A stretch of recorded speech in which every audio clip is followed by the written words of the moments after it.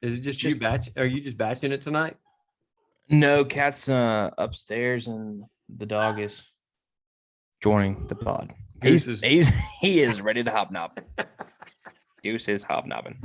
No Kyle tonight. I do have to get this out there before we start the podcast officially. He always makes fun of us saying that like the time sneaks up on us, whether he's talking to you or me, right? I can't be there. And all of a sudden we get a text last minute and he says, by the way, you guys have got it. And I was like, oh, snuck up on you. And he goes, no, I knew it was at 7:30. And immediately he finally figured out what I was talking about. He was like, oh, you mean the spring break? Yeah. The trip. Yeah. He texted us like an hour ago. Yeah. Would have been nice to know. That's all right. But it's fine. We've got a one show underneath our belts, as much of a dumpster fire as it was. So we're ready to lock and load. Kyle's on spring break with the fam. He'll be back for Would You Rather Wednesday. He's probably coming back from spring break early for Would You Rather Wednesday. He is. He's come back. He's come back early from Pine Mountain. That's where I got engaged. Got engaged up there in Chattaboogie. That's what we used to call it. Oh man. Surely he went to the beach. Did he tell you where he was going? No, Chattanooga. Oh, that's where they seriously headed north. Yes. No, I was talking about Pine Mountain, like Pine Mountain, Georgia, like right across the way. So like an hour away. Yeah. He would be that guy that goes to like the Great River Lodge or whatever. Gonna go to 40 minutes away for wild animal safari. But yeah, they went to Chattanooga. You know, they got the aquarium. They got some stuff going on up there in Chattanooga. Rock City, where I got engaged. You can see 7 states from where I got engaged. In one ring. Oh man. All right. You ready to get this thing started? I'm gonna let you do it. You can do your good morning, your good evening, and all that kind of stuff. You want to do it? Okay. All right. Good morning, good afternoon, good evening. Whenever and wherever you are listening, welcome to episode 147. Is that right? Of the Dadbod Golf Pod. Proudly a member of the Believe Podcast Network. I'm your host, Nate Pass. Joining me tonight, a singular figure in the golf world, known world around for being a particular a-hole on Twitter sometimes. Benjamin Taylor joining us for a little weekend wrap-up. Ben, the microphones are hot. Kyle's in Chattaboogie. What's up? By the way, yes, if anything snarky comes out of Dadbod Golf Pod's Twitter, number one, it's probably me if it's somebody being a jerk. Yes. If it's somebody being super sarcastic, it's Kyle. And if it's any photos, it's Nate. That's just how that works. We do have each have our little signature. We have our little role. I'm the fighter, so I'm the one that's going to call you out on something. Kyle is the sarcastic, smart rear end, smart ass. He's a smart ass. And then Nate's going to be, he's going to play governor the entire time. You're most likely talking to Kyle in the DMs. Kyle is like 90% of the DMs. Oh yeah. I don't know. Actually, I don't know how much you DM. I don't. He gets them so fast. He usually like goes ahead and responds before I even have a chance to read it. Like I'll just go to the DMs every now and then and see that we've got like 4 or 5 people that have DM'd us. And I'm like, oh, that was nice like, I wish there was a way for us to be able to read it and it stay like unread. So the rest of us could see it. Cause I don't get the notifications. I've got between work and here, I've got like 7 Twitter accounts. I've got a few social media accounts myself that I keep up with for my job throughout the day. Exactly. So I have notifications turned off because I have 5 different radio stations, Dadbod Golf Pod, and then my personal Twitter account. And you still have to keep up your personal appearances on Twitter. Yeah. Yeah. Because that's where the real, and it throws me off, because your Twitter name is #Dadbod Golf Pod. I just do that so people will like Google it and look for it. That's why I do that. Yeah, and then I'm like, that is not a Dadbod tweet. No, that's Ben tweeting from his personal account, which is called a #Dadbod Golf Pod. Yeah. So I'm sorry. So we had the U.S. Open preview was this weekend. Yeah, the Florida swing of the U.S. Open. I mean, Nate texted me. He goes, "I didn't know we were getting U.S. Open conditions," and it's been like the scores were already not that low, but between the length that they added today, the pin placements they added today, and the fact that they haven't watered the course and they decided to let the greens dry out and let the rough grow up, which is that rye winter grass that just is that's what they make hay out of. So that was hay that they were in, and so 14 on the stimp, I think, is what I heard. Yeah, it took that's U.S. Open speeds. 14 is U.S. Open, and it wasn't just that. I mean, the worst part was these guys. I don't know that it's because they haven't gotten enough play under their belt this year or what. Like there were a bunch of people that had putts within 5-6 feet that were just trying to ram them in the back of the jar and had 6 or 7 feet coming back. Yeah. And I was like, what are you doing? It's a 14. Like, you're lagging from 3 feet. Just try to die it in the hole. It's going to get there. I promise. Just don't, just keep the face square to square. Keep online. So I don't know. I've never measured greens. I mean, what do you think the fastest greens you've ever played on? I will say that probably Moore's Mill was the fastest in the day because they kept them shaved and rolled. Mm-hmm. And then when they first put in those champion Bermuda greens on the lake course at RTJ, I was told that they were rolling anywhere from an 11 to 12. So and that felt lightning fast to you. That 12 felt pretty darn fast if you were uphill. Other than that, it wasn't. I love a fast green, so it doesn't bother me so much. Like, I don't like when they're furry, but yeah, the day that I was told that they were 12, I was like, these are pretty dang fast. Like it was one of those things where, as I just said, if you've always seen the pros, how on a 3-foot putt, they only go back about that far and they only go forward about that far. Right. And the ball still goes 4 or 5 feet. And you're like, what the world just happened there? Well, that's how it was going that day. So I couldn't imagine a 14. Like that's kind of baffling because 12 was pretty fast. Even when I didn't realize this, the very first time they play a course, the PGA sets it up, and I'm probably giving something away I shouldn't have, but somebody told me out at RTJ when they did the Barbasol out there, they could not set them over an 11. Really? Like that, but they have to be able to. They have to be able to play a course like 4 or 5 times before they allow them to take it over an 11. I see.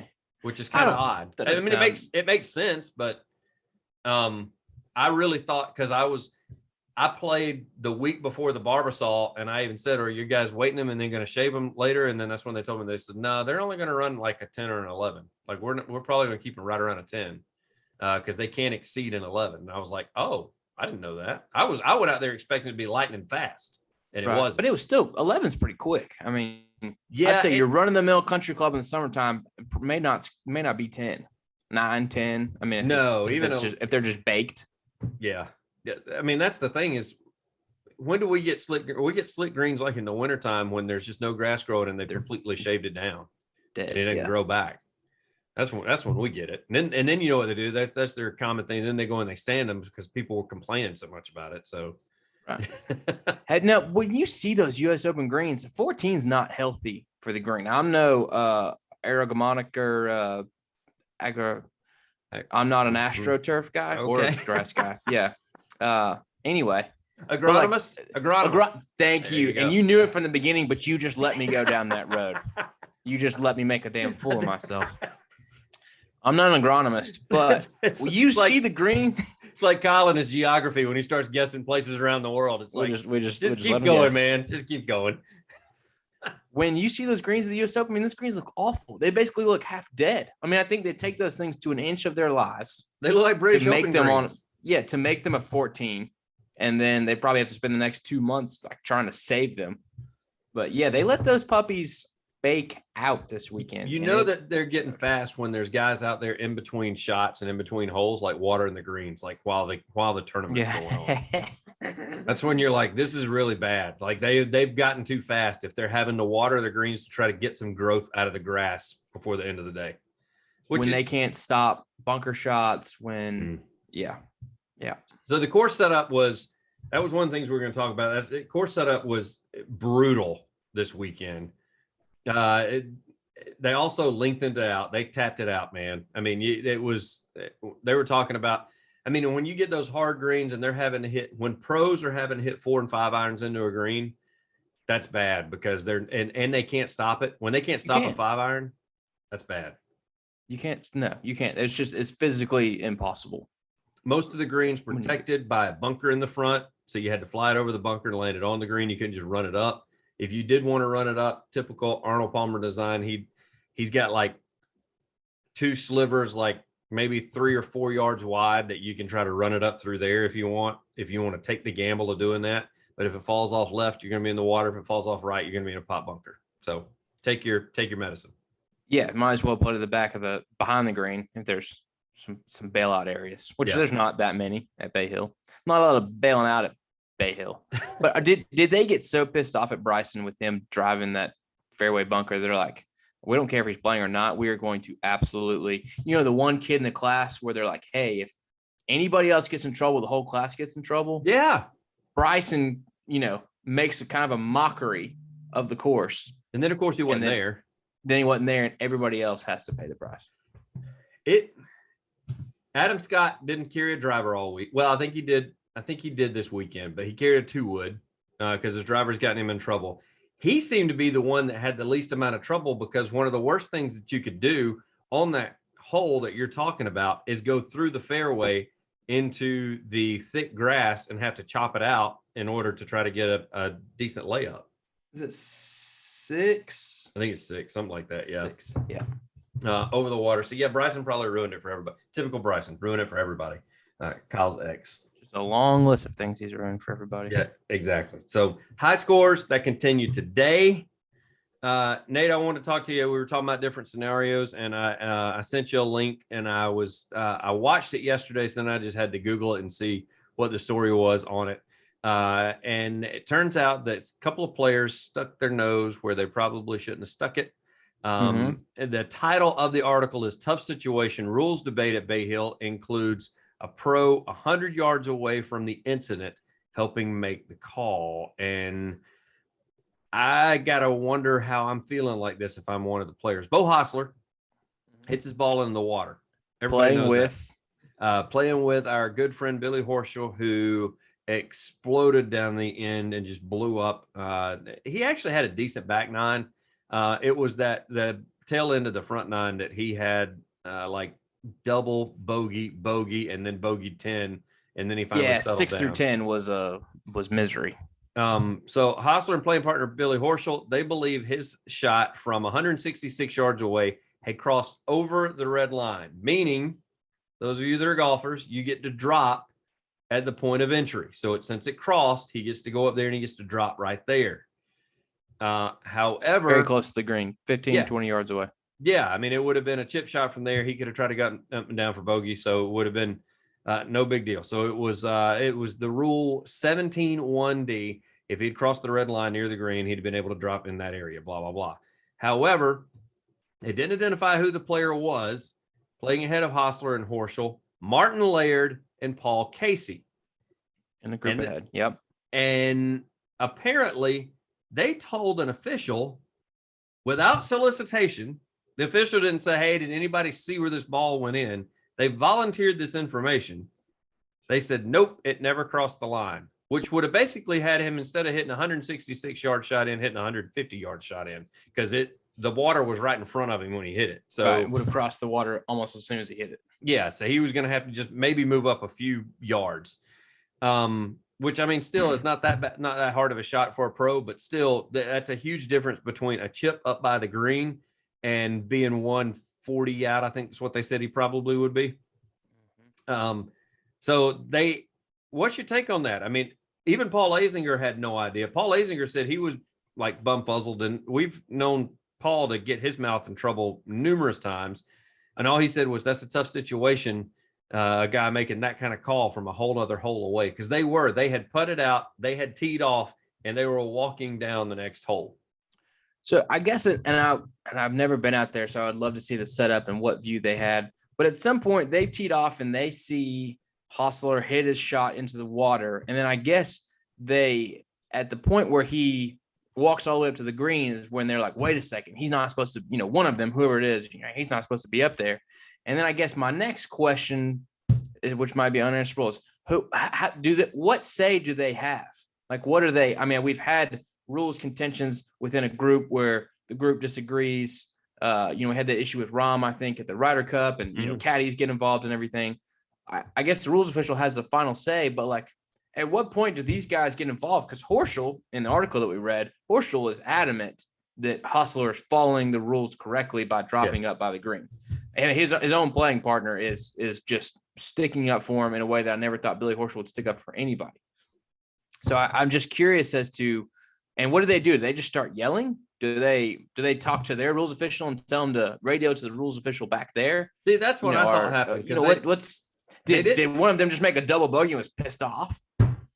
I'm like you. I went down the road of, okay, how do we not know who asked this? Because if he yelled it, we know who the hell yelled it. I mean, there's not but two guys walking down, so you know which one's going to be the one yelling it. Did they have their caddy say something?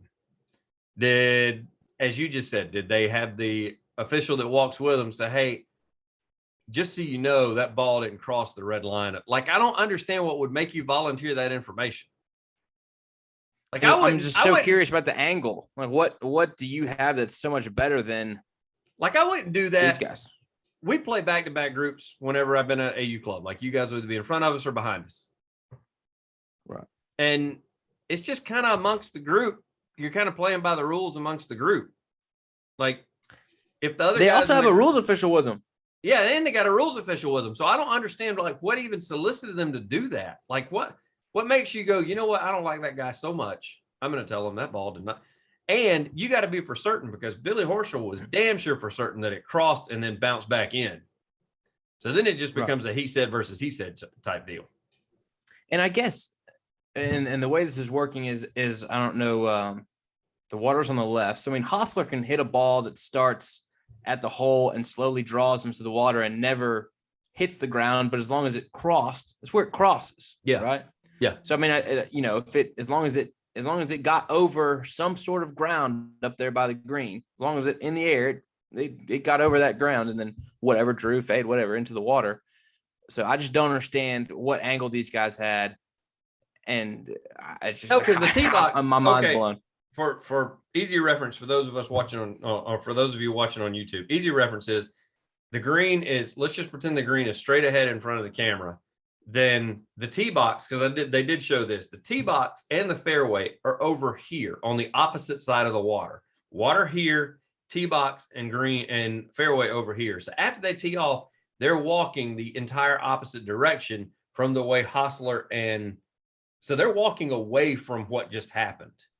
And yet they still say that they're certain that it didn't cross. And I'm like you, I'm like, all it's got to do is cross over some portion of land. Like, it doesn't have to hit and suck back in the water. It doesn't have to bounce forward and then go in the water. Like, that's what counts at doing it. Like, it's just got to go over.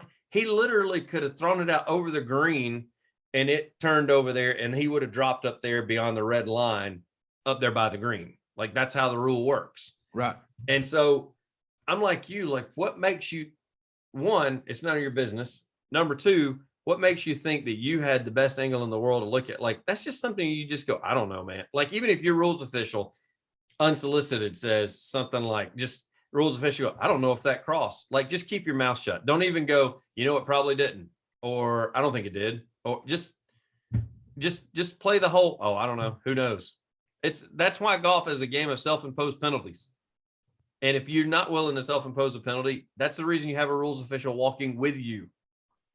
And your playing partner. And your Billy playing Horschel partner has as much invested in this as Martin Laird and Paul Casey. He's playing against him too. I mean, it's the field. Yeah. So it just was it was a weird situation that led to more weird things, like down the way. I mean, I told you nobody wanted to win the dang tournament. People are bogeying. I mean, what a blow up it was. Gary Woodland. Oh my gosh. Woodland, number one on 17, he hits it in the bunker. His sand shot, he got the yips on a sand shot. He went back about a foot and a half and came forward about a foot and a half and then left it in the bunker. He ends up doubling. Then he ends up bogeying. So he just shoots himself right out. He has the lead going into 17. And then he's 3 Has over. not won since the U.S. Open. Nope. That's a heck of a stat. He won the U.S. Open in 2017, 18. Did he get in his head? I mean, 3 wins a major championship and then goes stone cold for 3-4 years. I mean, did he get in his head? Did he get on the tee at 17 and he go, oh crap, I'm in the lead? I mean, as tough as it was playing, but didn't he miss a 6-foot bogey putt after he left it in the bunker too? I mean, it just went all to. It was probably a 10 or 12 footer. He had a little too much. It never touched the hole though. I mean, he blew it right by it. He blew it by 6 feet. Then he had to have a come. He had to hit that for a comeback or for his double. Start thinking about the fact that you're a major champion and you may finally have a chance to, because he's getting close to running out of his exemptions. I don't know where he's at on the, FedEx Cup stuff, but I mean, he's gonna have 5 years on most of those tournaments, and then he ain't gonna be no auto qualifier on the majors. I found that out this weekend. Ricky's not playing next week at the Players. He didn't qualify, even though he won the Players. His exemption status is up, so he will not be. That's what they said over the broadcast this weekend. 5 years? I think so. He won it in 17, 16? He won it in 16? I guess he had to win it in 16 or 15 because they said he would not be in the field next week. I know someone who is going to be in the field next week, but we're going to get to him in just a second. We're going to wrap up this. All right. Go ahead. Scheffler, tough as nails. Love that guy. About it. 14 on the stimp. He had like a 75 footer on 18. And he almost hold it. How about Teddy is 2-0 with Sheffler? You gotta love that. Scheffler's been in 3 tournaments. He's won 2 of the 3. The one in the middle, Teddy was not on the bag for him. So Teddy was on the bag the one he won, and then he was on the one today. You gotta love that for Teddy after putting up all those years with Bubba too, by the way. Gotta feel good if you're Teddy. Your guy wins next week, whatever, wins again when you come back. Yeah. Who Bubba, by the way, won PIP money. We'll let Kyle come back and we'll go over that PIP list. Yeah, we'll go over that. Back. We'll go over the cheap. But Bubba Watson winning 10th. I know that everybody on social media thinks he's funny or whatever, but Bubba Watson sucks. He did it. You're welcome. Whatever. You're welcome. You know who is going to be playing? Are we supposed to do an ad read? Shoot. Betonline.ag. This episode is presented by Betonline. That's the one we got to do. Yeah. BetOnline. Go there. Bet money. Place bets on anything and everything. If you don't like placing bets or there's no sports on, slide over to the casino. You'll see Ben there probably. And Andrew Kozan. Andrew Kozan and Ben will be hanging out playing Blackstrap, ripping Caribbean stud. Check it out. Bet online where the game starts. Okay. Wow. We just real slipped up on that one. Yeah, we did. Baby. That's all right. Bet online where the game starts. Ricky Fowler may not be playing in the Players next week, but Ryan Brehm, who won the Puerto Rico Open down in Puerto Rico, which I still not quite sure how there's an opposite field event. I guess because Arnold Palmer is a invitational event. You could consider it like a World Golf Championship type of event. So they've got the opposite field. And if you look at the field for that thing, I mean, it's a KFT event. And Ryan Brehm had a one tournament extension this year because he had to miss the Zurich Classic last year because of COVID-19. And I'm totally speculating, but I'm assuming he gets to pick, or maybe they give him a few tournaments that he gets to play in.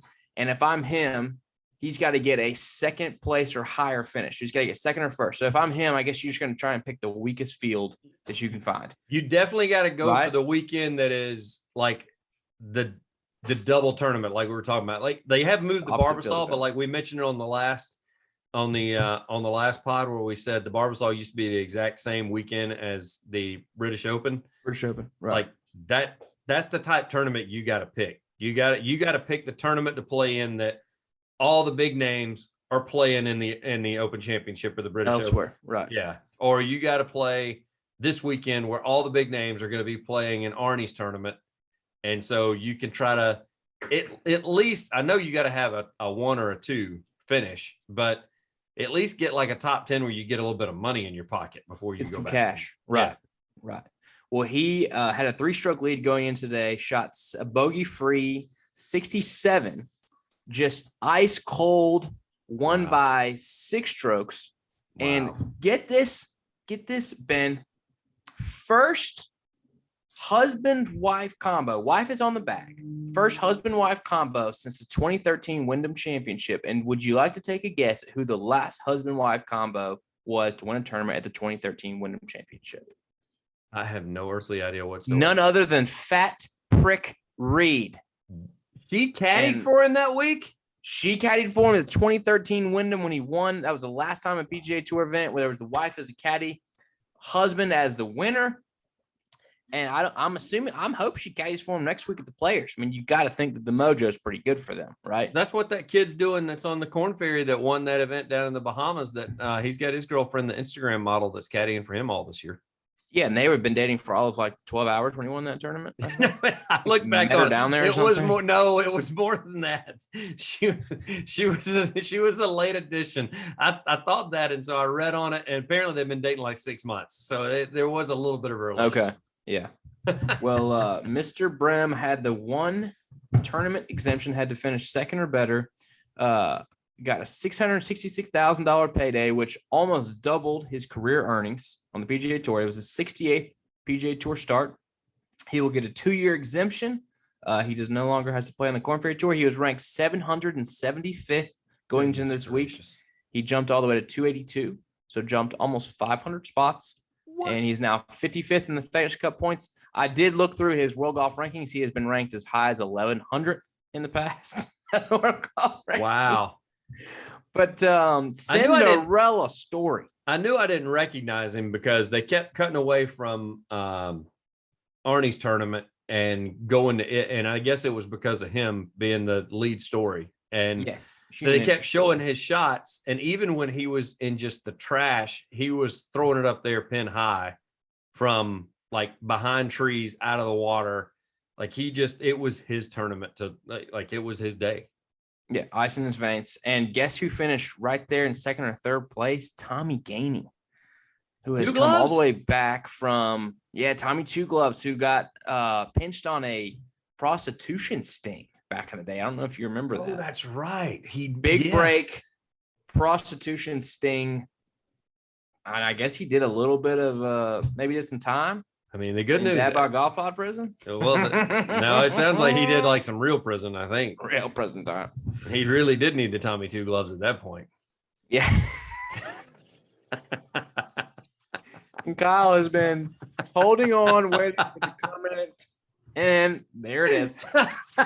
Tommy Two Gloves. What are you looking like? You show up in prison, be like, hey, bud, what's your name? Tommy Two Gloves. Okay, you're going to fit right in. Need you right over here, bub. Hey, we need you on cell block 4. Send Tommy. Make sure he's got both gloves on. He's never gonna let us do this again.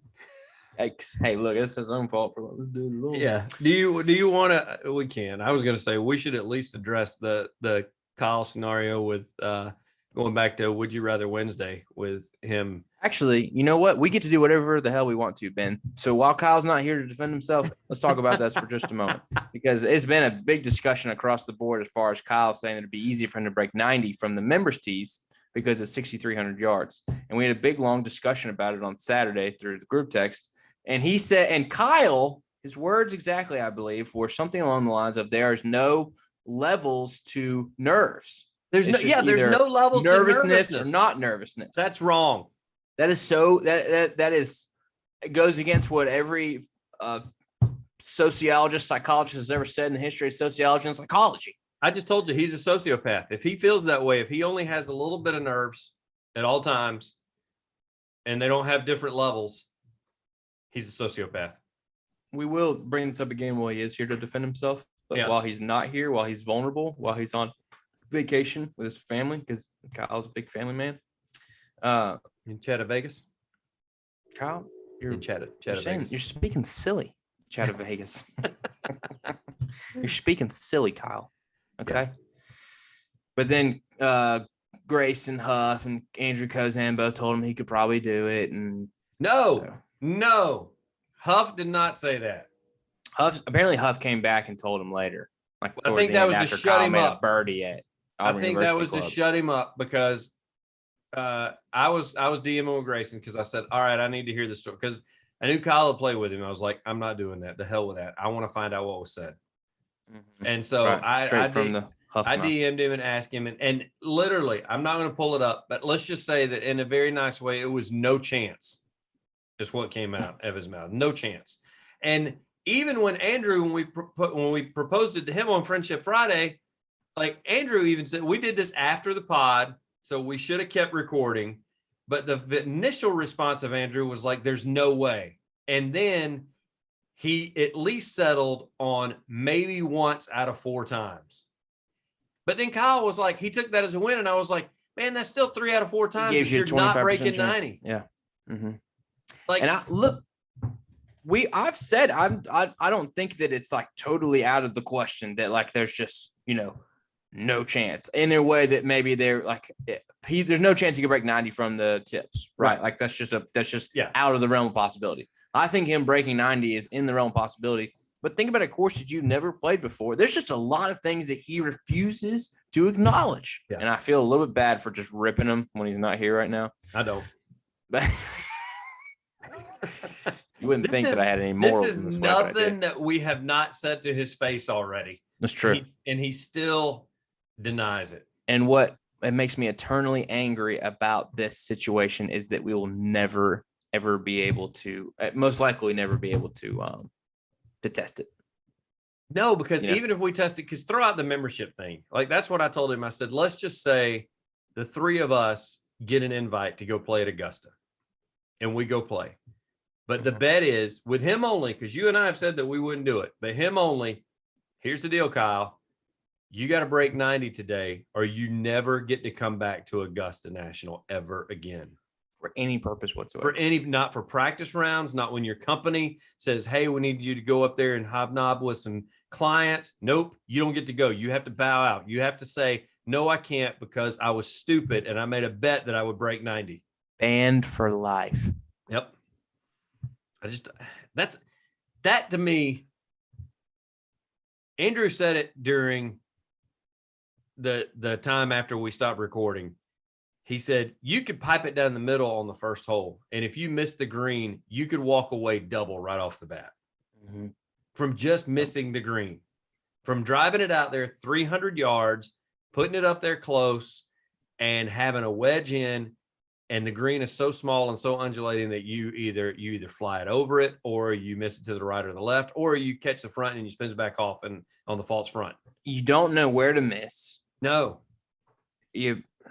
I'll agree that it's open and that he will a lot of the snowball, the doubles that he makes out at a place like AU Club, he'll find those balls, but those are still bogey and double potentials.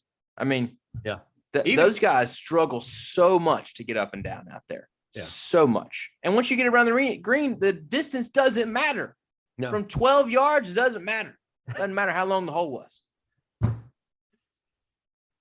I'm getting worked up. I'm literally worked up. And Kyle's not even here. Kyle is literally in a different state. I know. From me right now, and I'm worked up. So we'll just move on. How much before he watches it late tonight whenever we send it to him? Yeah, I'm just gonna when he's like, all right, I'm about to watch it, and then we're roughly 35 minutes in, and text will come. Yep. FaceTime will come. Call will come.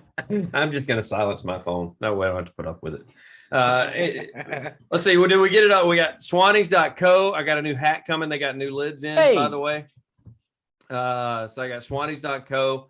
We're part of the Believe family of networks. So you can check us out there. You can find us on the Twitter and the Insta and all that stuff. Dadbod Golf Pod. The YouTube, of course. Those of you that are watching. What am I missing? I don't want to even try to do the NordVPN. We haven't done that in a while, but if we're still in it, then not recommended to do it this way, but mainlining Athletic Greens has been considered the most efficient way to receive your 75 multivitamins. I don't know anybody who needs 75, but hey, just cover your bases. And you get your, what are they called? Athletic Greens? No. Multivitamins? No, the word we kept using. Adaptogens. Adaptogens. Honestly, although whether there's 75 multivitamins or not, the adaptogens is really the core, the center that they built Athletic Greens around. You haven't been adopted till you've been adopted by Athletic Greens. So be sure to get on there and do Athletic Greens. Believe it or not, man. me and Ben both work in a world where we produce real commercials. I have produced a commercial in conjunction with Ben, both of us in our professional setting. You would never know it by our ad reads, but Ben does this more for a living than I did. Listen, he didn't send us anything. So we're just going off of the times that you and I are completely screwing around while he's doing it. And we weren't really listening. Yeah. Check out NordVPN, the best VPN ever. Kyle, we love you. We do, I buddy. love Kyle. We miss you. We miss you. We love you. Have fun with your family on vacation. You'll be back with Would You Rather Wednesday, not before we get a bunch of scathing texts leading up to it. He may be so upset. He may be so upset with us by Tuesday night when he gets back. He may not even talk to us till Wednesday. I don't know. He may just like never give us a time, and all of a sudden Wednesday morning we're just listening to it. We're just listening. He does a rebuttal pod. He just spends an hour going through each hole at Augusta and saying how long it is and how he would play it and how he would shoot 82. It's like when they get done doing the presidential debate or whatever, and they go to the rebuttal, or they just go to the State of the Union. They just go straight to the rebuttal, and they get the person does the rebuttal. That's going to be Kyle doing the show by himself. Or Would You Rather Wednesday? Would you rather have Ben and Nate, or would you have Kyle? Here's my story. Oh man, that's it for us. We got to get out of here. Dadbods Golf Pod. Always stroking.